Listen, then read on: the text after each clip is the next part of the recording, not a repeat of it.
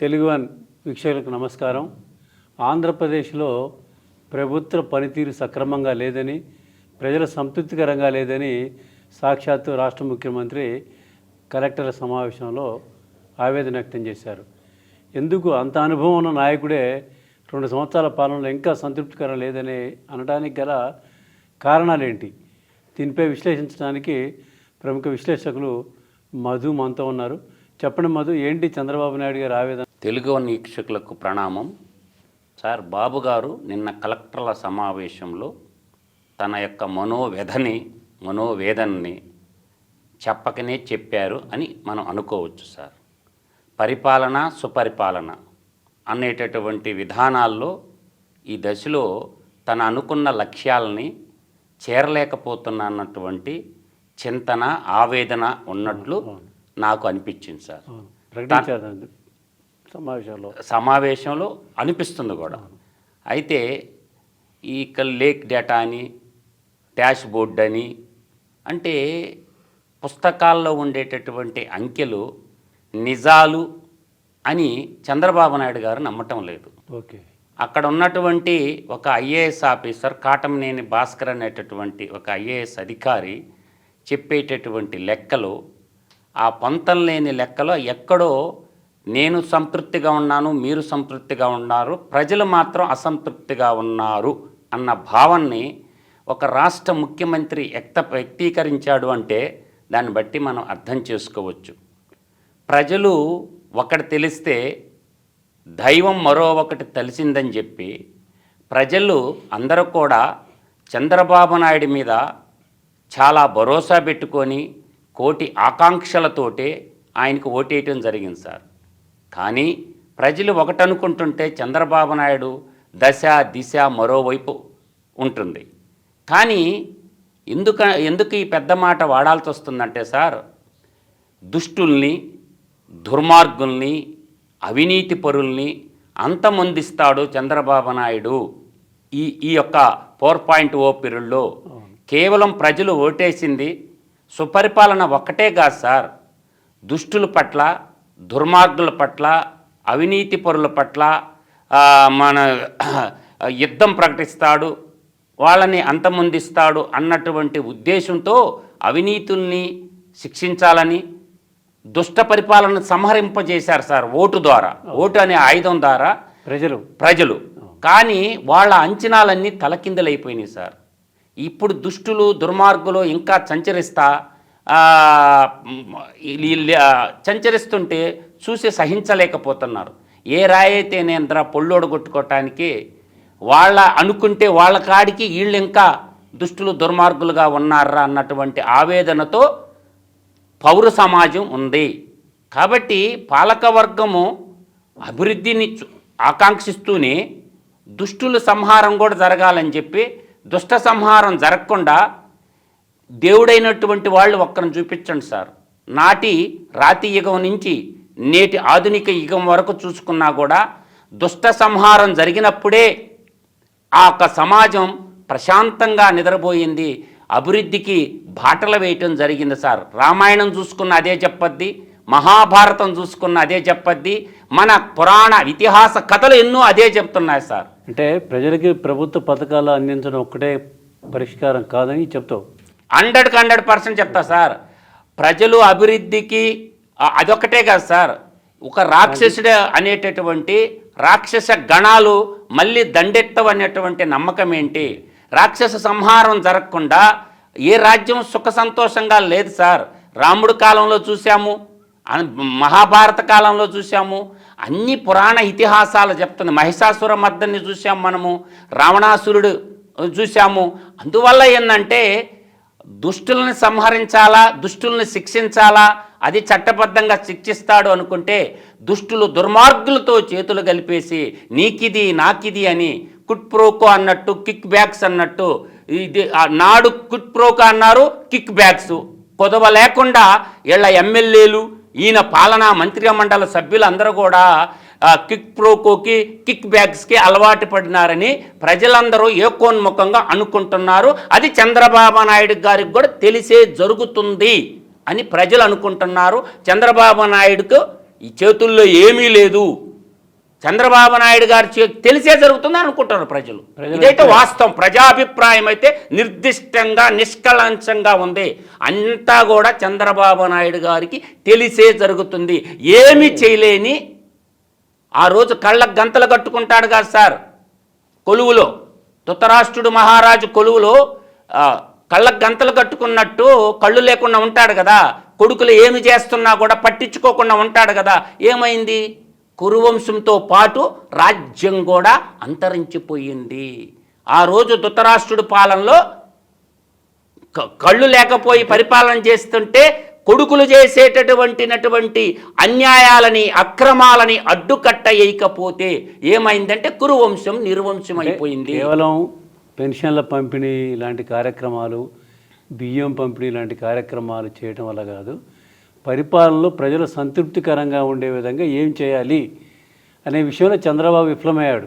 100% విఫలమైనాడని నేను కరాఖండిగా చెప్తారు సార్. నిజాలు చెప్పటం లేదు. ఇప్పటి వరకు కూడా చూస్తుంటే మనం ఆయన పాలన మీద దృష్టి పెట్టినట్టు కనిపించట్లే. లోకేష్ కానీ చంద్రబాబు కానీ ఎంతసేపటికి పెట్టుబడులు, విదేశీ పెట్టుబడులు, పారిశ్రామికీకరణ మీద దృష్టి పెడుతున్నారు. పారిశ్రామికీకరణ వల్ల ఉపయోగం ఉంటుంది లేదంటలా, కానీ ఒక్కటే సమస్య కాదు కదా. ప్రజల అవసరాలు, ప్రజల నిత్యావసరాలు, ప్రజల కష్టాలు ఇప్పటికీ కూడా మనకు వినపడుతుంది. రేషన్ బియ్యం మాఫియా ఇప్పటికీ కొనసాగుతుంది అనేది ఆంధ్రప్రదేశ్లో సర్వత్రా వినిపిస్తున్నటువంటి అడుగడుగున ఏ ఊరినైనా అడగండి, రేషన్ బియ్యం మాఫియా ఉందా లేదా అనేది ఉంది. సీజ్ ద చిప్ అన్నారు. ఏమైంది? నువ్వు చూపించింది నీరజాక్షాని ఆ గవర్నమెంట్లో ఉంది, ఈ గవర్నమెంట్లో కూడా ఉంది సార్. ఆ మాఫియా అంటే చిన్న చిన్న సమస్యలే ప్రజల్లో తీవ్ర ప్రభావం చూపిస్తాయి. ఖచ్చితంగా చూపిస్తాయి సార్. ఆ సమస్యలను పరిష్కరించడంలో ఎమ్మెల్యేలు కానీ, మంత్రులు కానీ, అధికారులు కానీ అందరూ విఫలమవుతున్నారు. ఏ ఎమ్మెల్యే కూడా చంద్రబాబు నాయుడు గారి మాట వినేటటువంటి దుస్థితిలో పరిస్థితిలో లేరు సార్. ఎమ్మెల్యేలు కూడా స్వతంత్ర సామ్రాజ్యవాదులుగా మారిపోయారు. వాళ్ళు స్వతంత్రంగా ఉన్న కాసేపు కొడుతున్నారు. ఈ నసేంద్రబాబు అనుకుంటారు ఎమ్మెల్యే. ఆ పరిస్థితికి చిన్న ఉదాహరణ ఏంటంటే, పీపీపీ విధానంలో ప్రభుత్వ ఆసుపత్రుల నిర్మాణాన్ని చేపట్టాలని ప్రభుత్వం పాలసీ తీసుకుంది. దాని మీద విపక్షం దుమ్మెత్తిపోస్తుంది. అసలు ఆ పీపీపీ ఏమిటి, దానివల్ల ప్రయోజనాలు ఏంటి అని చెప్పడంలో ప్రభుత్వం పూర్తిగా విఫలమైంది. 100% నేను చెప్తాను సార్ దాని గురించి. ఇవాళ జగన్మోహన్ రెడ్డి దానికి 1 కోటి సంతకాలు తెచ్చిపోయి గవర్నర్కి ఇచ్చే సందర్భంలో ఇవాళ ఆ స్వచ్ఛాంధ్ర చైర్మన్ పట్టాభి ఇవాళ ప్రెస్ మీట్ పెట్టి వివరిస్తున్నాడు. ఎవరికి ఎక్కుతుంది? అవును సార్, ఫైనాన్స్ మినిస్టర్ ఎందుకు వివరించలేదు? పీపీపీ ఎవరు మంత్రిత్వం ఉంది? కేంద్ర ప్రభుత్వంలో ఉన్నటువంటి భారతీయ జనతా పార్టీకి సంబంధించినటువంటి ధర్మవరంలో గెలిచినటువంటి మంత్రిగా ఉన్నటువంటి ఆయనకు ఉండాలి కదా. ఆయన ఎందుకు మాట్లాడటం లేదు? పట్టాభికి ఏమవసరం? ఆయన స్వచ్ఛాంధ్ర శాఖకు సంబంధించినటువంటి విషయాలు మాత్రమే మాట్లాడాలా పట్టాభి. ఫైనాన్స్ మినిస్టర్ మాట్లాడాలా సార్? ఇది ఎక్కడ లోపం ఉందంటే సమన్వయ లోపం ఉంది. ఇవాళ వైద్య ఆరోగ్య శాఖ మంత్రివర్యులు ఎవరు? కేంద్ర ప్రభుత్వంలో ఉన్నటువంటి సత్యకుమార్ ఎందుకు మాట్లాడటం లేదు? మీ ఎమ్మెల్యేలు ఎందుకు మాట్లాడటం లేదు? బయటకు వచ్చే మంత్రులు ఎందుకు మాట్లాడటం? దీనికి బహిరంగ రహస్యం నేను ఒకటి చెప్తాను సార్. ప్రతి ఒక్కరు కూడా ఈ పీపీపీ మోడల్ అనేది చంద్రబాబు నాయుడు గారు తెచ్చింది కాదు. 2020 సంవత్సరంలో నీతి ఆయోగ్లో ప్రవేశపెట్టి ఒక విధానాన్ని రూపకల్పన చేసి దాంట్లో జగన్మోహన్ రెడ్డి కూడా ఆ యొక్క డ్రాఫ్ట్ తయారు చేసేనట్లు పాత్రలో భాగస్వామ్యం ఉన్నారు. ఈ పీపీపీ మోడల్ విధానం అన్నది ఈరోజు చంద్రబాబు నాయుడు కొనుక్కున్నది కాదు. 2020లో అప్పుడు తెలంగాణ ముఖ్యమంత్రి కేసీఆర్ ఉన్నప్పుడు, అప్పుడు బీహార్ ముఖ్యమంత్రి నితీష్ కుమార్ ఉన్నప్పుడు అందరు కలిసి నీతి ఆయోగ్లో ప్రణాళికా సంఘాన్ని పక్కన పెట్టేసి దాని స్థానంలో నీతి ఆయోగ్ తెచ్చినారు సార్. మరి ఈ విషయాన్ని చెప్పడంలో ఎందుకు విఫలమవుతుంది? అదే సార్ నేనంటున్నా కదా, నా బోటోడికి తెలిసినటువంటి విషయం మీ ఎమ్మెల్యేలకు తెలియదా? 2020లో 258 పేజీల డాక్యుమెంటు నీతి ఆయోగ్ gov.inలోకి పోయింది. ఈ పీపీపీ విధానానికి సంబంధించినటువంటి డ్రాఫ్ట్ మొత్తం ఉంది సార్. 258 పేజీల డాక్యుమెంట్ ఉంది. కావాలంటే నేను పంపిస్తా. ప్రతి ఎమ్మెల్యేకి, ఎంపీలకి, మంత్రులకు కావాలన్నా పంపిస్తాను. ఈ డ్రాఫ్ట్ తయారు చేసింది మోడీ గారి నాయకత్వంలో. ఆయన రెండోసారి ప్రధానమంత్రి అయిన తర్వాత 2020లో ఈ పీపీపీ విధానానికి గైడ్ లైన్స్ ఫ్రేమ్ చేసి పెట్టారు. నచ్చినోళ్ళు దీన్ని రాష్ట్ర ప్రభుత్వాలు అడాప్ట్ చేసుకోమని చెప్పారు. ఇది 2020లో తయారైనటువంటి విధానమే తప్ప చంద్రబాబు నాయుడు గారు తీసుకొచ్చిన విధానం కాదని నేను కరాఖండిగా చెప్పగలను. అది వాస్తవాలు, కానీ వాస్తవాలు చెప్పడంలో కూడా ప్రభుత్వ యంత్రాంగం కానీ ఎమ్మెల్యేలు, మంత్రులు, పార్టీ అంతా విఫలం అవుతుంది. దీంతో ప్రతిపక్షం చెప్పేది ప్రజల్లోకి వెళ్ళిపోవట్లే.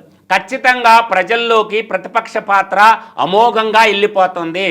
అందువల్ల ఏంటంటే మీకు పాలన అనేది సుపరిపాలన అనే దానికి ప్రపంచ బ్యాంక్ కానీ ఎన్టీ రామారావు గారిని మనం ప్రత్యక్షంగా తీసుకుందాం సార్. పెద్ద ఆయన స్వర్గీయ నందమూరి తారక రామారావు గారు సుపరిపాలన ఎలా అందించాడో దాన్ని కంపేర్ చేసుకోవాలి సార్ చంద్రబాబు నాయుడు గారు. ఆ రోజు మనకి 330 పంచాయతీ సమితులు ఉన్నాయి సార్. వాటిని రద్దు చేసేసి 1987లో స్వర్గీయ నందమూరి తారక రామారావు గారు 1004 మండలాలు తయారు చేశాడు ఉమ్మడి రాష్ట్రంలో. ఇది వాస్తవమా అవాస్తవమా? ప్రజలకి దగ్గరికి సేవలు అందించాలని చెప్పేసటే ఈ యొక్క పంచాయతీ సమితుల్ని 330 తెలంగాణ ఆంధ్రప్రదేశ్లో ఉన్న మొత్తం 330 సమితుల్ని 1987లో రద్దు చేసేసి తెచ్చాడా లేదా? మంచి జరిగిందా లేదా? ఇంకొక పాయింట్ చెప్తాను సార్. తర్వాత గ్రామాధికారుల వ్యవస్థ ఉన్నది. తెలంగాణలో పటేల్ పట్వారీ వ్యవస్థ, ఆంధ్రాలో గ్రామ కరణాలు మున్సూబు వ్యవస్థను రద్దు చేసేసి 84లో విలేజ్ అసిస్టెంట్ వ్యవస్థను తెచ్చాడా లేదా ఎన్టీ రామారావు గారు? దానివల్ల ప్రయోజనం వనగురిందా లేదా? ఇంకా చెప్పుకుంటా పోతే 83లో శాశ్వత ప్రాతిపదికన లోకాయుక్త వ్యవస్థను ఏర్పాటు చేయటి కంటే ముందు ఆంధ్రప్రదేశ్లో ధర్మ మహామాత్ర వ్యవస్థ ఉంది సార్.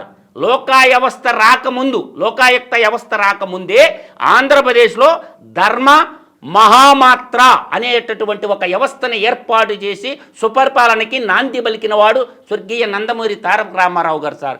ఇంకా తీసుకుంటే సార్, నీకు 1983లో పౌరుల నుంచి ఇవాళ మనం అంటున్నాం కదా సార్, ఏది గ్రేవెన్స్ డే అని చెప్పావు. అప్పుడు పౌర ఫిర్యాదుల బ్యూరో ఏర్పాటు చేశారు. పౌర ఫిర్యాదుల బ్యూరో ఏర్పాటు చేశారు. ఈ విధంగా చెప్పుకుంటూ పోతే ఈ సుపరిపాలన కేంద్రం 2001లో చంద్రబాబు నాయుడు చేతుల మీదుగా హైదరాబాద్లోనే ఏర్పాటు చేసేసారు. డిసెంబర్ 25 ఏమంటారు సార్ అందరూ? యేసు ప్రభు జన్మదినం, క్రిస్మస్ వేడుకలు జరుగుతాయి కదా సార్. ఇవాళ డిసెంబర్ 25ని వాజ్పేయి బర్త్డే సందర్భంగా, నాటి దేశ ప్రధాని వాజ్పేయి బర్త్డే సందర్భంగా డిసెంబర్ 25ని సుపరిపాలనా దినోత్సవంగా మనం ప్రకటించుకుంటున్నాం. అంటే ఇన్ని గైడ్లైన్స్ రాసుకున్నటువంటి భారత సుపరిపాలన వ్యవస్థలో మీరెందుకు ఫెయిల్ అవుతున్నారు? ఎందుకంటే ఈయన మీటింగులు గంటల మీద గంటలు పెట్టి చెప్పటం వల్ల కలెక్టర్లో కూడా ఈయన కాడికి మేము బాగా చదువుకున్నాం కదా, రాజ్యాంగం చదువుకొని ఐఏఎస్ ఎగ్జామ్స్ రాసి మేము ఉన్నత విద్యార్థికులుగా వస్తే ఈయన చేత మేము పాఠాలు చెప్పించుకోవాల్సి వస్తుందని చెప్పి నాతోటి 4 కలెక్టర్లు అన్నారు సార్. నేను రెగ్యులర్గా తిరిగేటప్పుడు నాతో 4 కలెక్టర్, ఏందయ్యా ఈయన మేమేం చిన్నపిల్లవాళ్ళమా, మాకు తెలియదా అన్నటువంటి భావంతో కలెక్టర్లు కూడా ఉన్నారు సార్. విషయాన్ని సూటిగా చెప్పి కలెక్టర్లు కూడా ఆదేశించి సూటిగా ఇది చేయండి, ఇది చేయాలి, నాకు ఈ రిజల్ట్ కావాలి అని చెప్పేది వదిలిపెట్టి ఉపన్యాసాలతోటి టైం వేస్ట్ చేస్తారనేది మొదటి నుంచి ఉంది. అది ఇప్పుడు అదే అనుకుంటున్నారు సార్. ఈ రాష్ట్రాభివృద్ధికి సంబంధించినటువంటి సమావేశాలు కాదు, ఒక రకంగా చెప్పాలంటే ప్రజాధనం వేస్టు బాతాకాని సభలుగా మిగిలిపోతున్నాయి సార్. నువ్వు డైరెక్ట్గా నీకేం కావాలో అడుగు చేపించుకో, అంతేగాని కూర్చొని స్టూడెంటు లెక్చరరు స్టూడెంటు టీచర్ లాగా పాఠాలు చెప్పడం ఏంటి సార్? ముఖ్యమంత్రి ఆర్డర్ పాస్ చేయాలా, నేను ఇది చెయ్యాలా అనాలా, లేదంటే యాక్షన్ తీసుకోవాలా? ఎన్ని రోజులు చెప్తా కూర్చుంటావు? చెప్పి నీ నోరు బావటమే తప్ప కాలాతీతం అయిపోయి తన్నుకుంటా వస్తుంది సార్. ఎలక్షన్ పీరియడ్ నిన్నగాక మొన్న అయినట్టుంది సార్. ఎలక్షన్ 2 సంవత్సరాలు 2 బడ్జెట్లు అయిపోయినాయి, 3వ బడ్జెట్కి రెడీగా ఉన్నారు. 2 బడ్జెట్లు అయిపోయినాయి సార్, 3వ బడ్జెట్కి రెడీగా వస్తున్నారు. ఏమి సాధించావు అంటే పెద్ద చక్రం, అంటే జీరో ఫార్మింగ్ అంటల్లా అలా అయింది సార్. గవర్నమెంట్ వచ్చిన కొత్తలో నేను మళ్ళీ 95 ముఖ్యమంత్రిని అవుతా, 96 ముఖ్యమంత్రి అవుతా అన్నాడు చంద్రబాబు నాయుడు గారు. 2 ఏళ్ళు గడిచిపోయింది. ఒట్టి మాటలు గట్టి పెట్టబోయి గట్టి మేలు తల పెట్టబోయి అన్నాడు మన తెలుగు కవి గురుజాడ అప్పారావు గారు.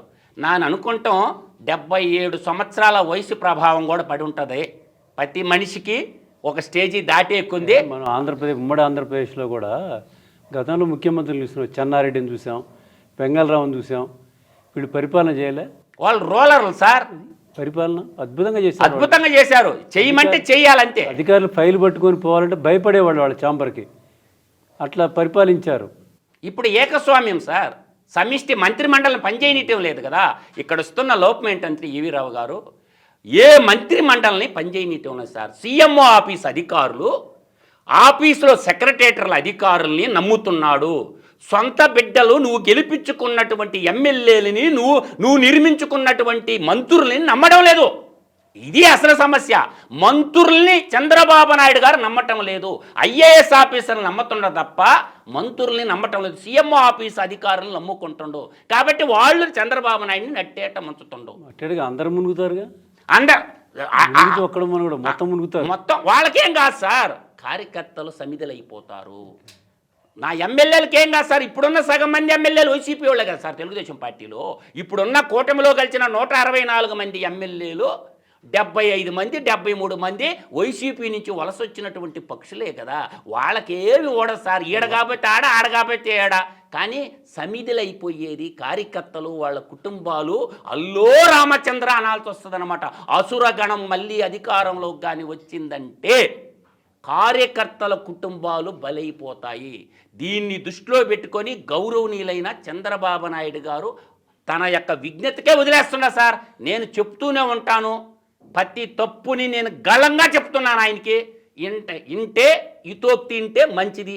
శ్రీకృష్ణుడు హితోక్తులు విననటువంటి, రావణ బ్రహ్మ తమ్ముడైనటువంటి విభీషణుడు మాటలు విననటువంటి లంక ఏ విధంగా నాశనమైపోయిందో నేను ఇప్పుడు కూడా చెప్తున్నాను సార్. మళ్ళీ ఆ రోజు శ్రీకృష్ణుడు మాటలు వినక కురువంశం నిర్వంశం అయిపోయింది, కురు సామ్రాజ్యం అంతరించిపోయింది. విభీషణుడు మాటలు విననటువంటి రావణ బ్రహ్మ లంకారాజ్యం అంతమైపోయింది. కాబట్టి ఆలోచించుకోమంటండా చంద్రబాబు నాయుడు గారు విఘ్నుల మాటలు కానీ పరిగణలోనికి కానీ తీసుకోకపోతే నీ తర్వాత, నేను పెద్ద మాట అంటున్నా సార్, నీ తర్వాత తెలుగుదేశం పార్టీ కార్యకర్తల పరిస్థితి ఏమవుద్దో ఊహించుకోండి. చంద్రబాబు నాయుడు తండ్రి స్థానంలో మీరున్నారు, నీ బిడ్డలుగా వాళ్ళు ఉన్నారు. కాపాడుకుంటావో వదిలేస్తావో ఇంకా ఆయన విజ్ఞతకే వదిలేస్తున్నా సార్ నేను. అదే తెలుగుదేశం పార్టీ కార్యకర్తలు కలిసి చంద్రబాబు నాయుడు రెగ్యులర్గా కలిస్తే గ్రామీణ ప్రాంతాల్లో గ్రౌండ్ లెవెల్ ఏం జరుగుతుందని చెప్తారు వాళ్ళు. దాన్ని బట్టి పరిపాలన గొప్పగా చేయాల్సిన ప్రజల కార్యకర్తలు శ్రేయోభిలాషులు ఏం చెప్తున్నారో దాన్ని అనుసరించి వ్యవహరించుకుంటే చివరగా ఒక్క మాట చెప్తాను, ప్రభుత్వం అన్నీ సక్రమంగా నడుస్తాయి. చెప్పండి. అదేంటంటే 30% పరిపాలనలో పెట్టుకుని 70% కార్యకర్తల కేటాయిస్తే చంద్రబాబు నాయుడికి ప్రభుత్వానికి మంచి జరగద్దని నా యొక్క సందేశం సార్. అదే చూద్దాం ఏం జరుగుద్ది అనేది. Okay right.